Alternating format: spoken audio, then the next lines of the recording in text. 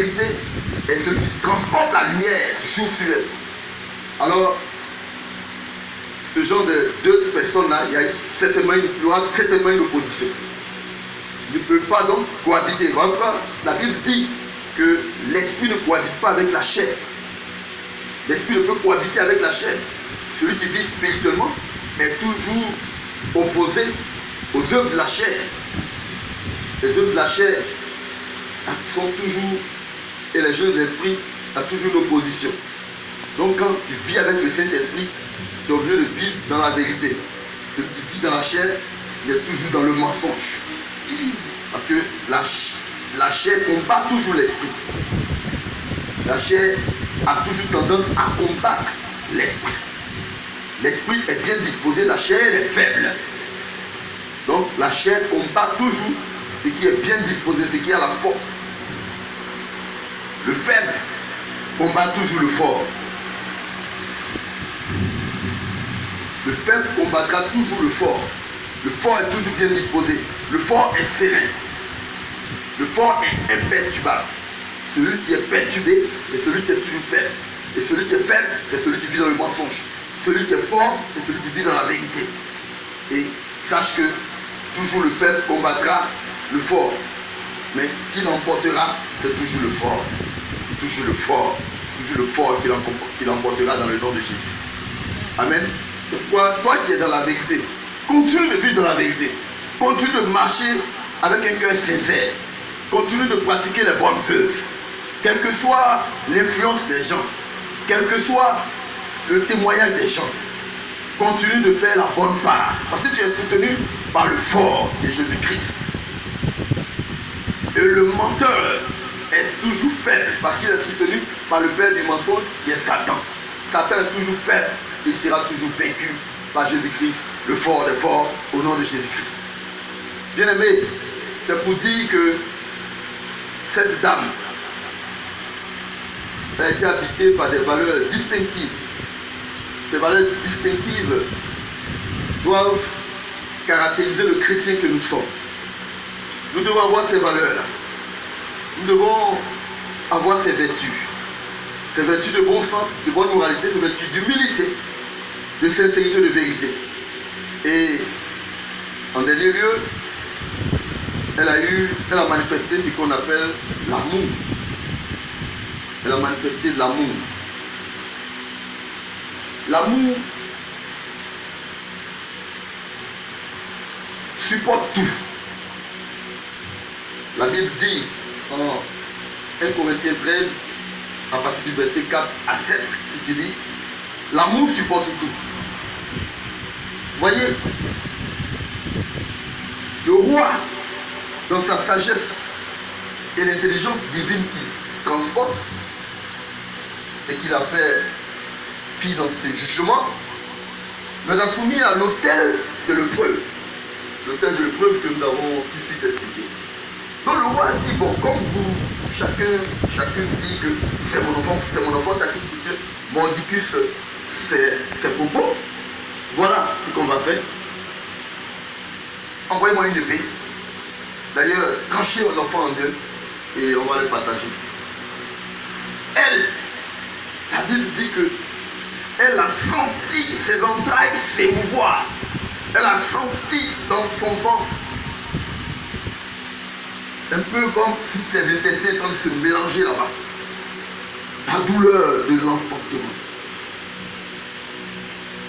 Voilà, la femme ne pouvait pas supporter. Elle a été mortifiée dans son âme. Elle a senti son cœur palpiter. Ah! Comme si c'est elle qui allait ressentir les coups, visiblement ou physiquement. Bien aimé, c'est l'amour. C'est l'amour qui peut, bien entendu, être exprimé de cette manière. Elle manifestait un amour sincère. Et du fait qu'elle soutient toutes choses, l'amour pardonne toutes choses. Elle a dit, bon, c'est pas la peine. Moi, je retire ma position de mère que je suis en train de défendre dans ce lieu. Je retire. ma décision d'emporter l'enfant, donne-lui Seigneur, que de tuer l'enfant. L'amour supporte tout.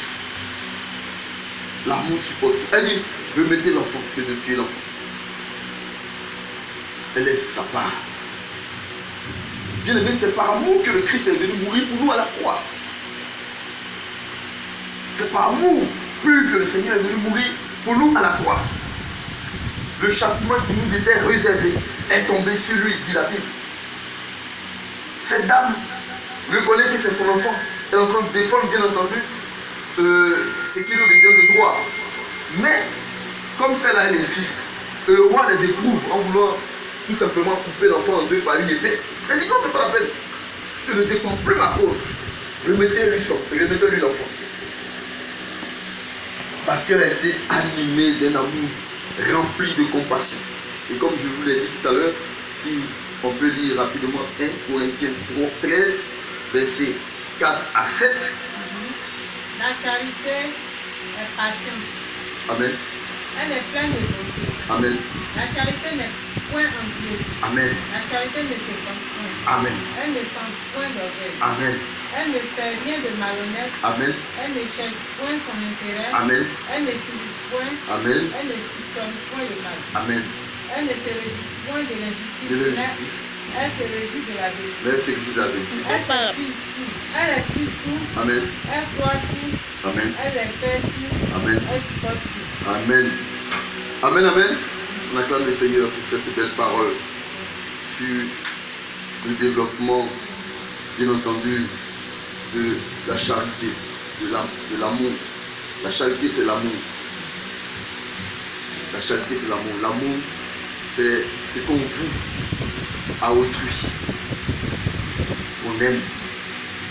C'est pourquoi Jésus a dit que celui qui dit il m'aime, il paie mes prix.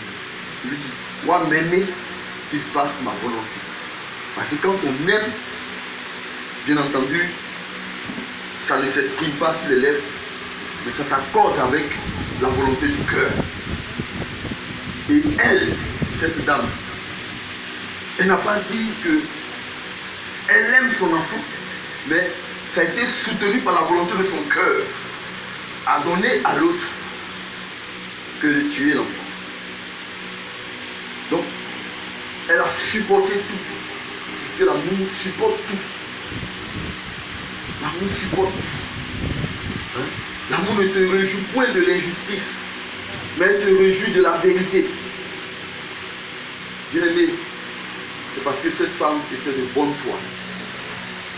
Elle avait un cœur charitable. On a décidé qu'on donne son enfant, le but de tuer l'enfant.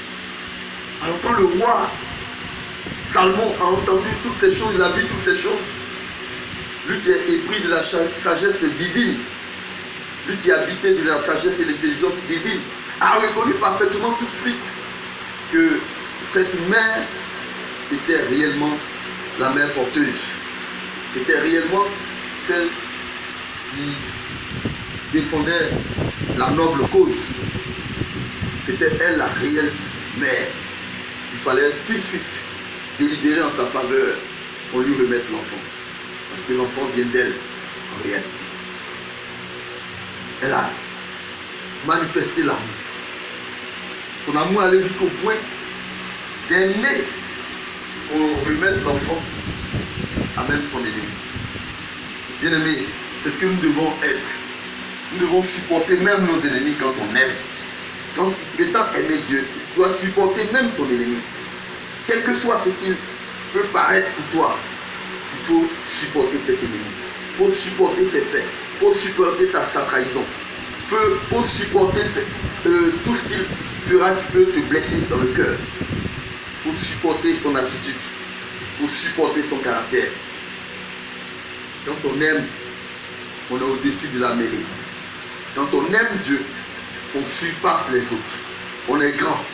Tous sont à nos yeux comme des enfants. Nous devons les supporter. Chacun leur caractère respectif. C'est ça l'amour de Dieu. L'amour de Dieu supporte tout. L'amour de Dieu n'a que pour fondement la vérité. Nous sommes appuyés sur la vérité. Celui qui est le chemin, la vérité et la vie, Jésus-Christ. Nous l'avons en nous. Nous le transportions en nous. Donc nous devons aimer. Et aimer toutes choses.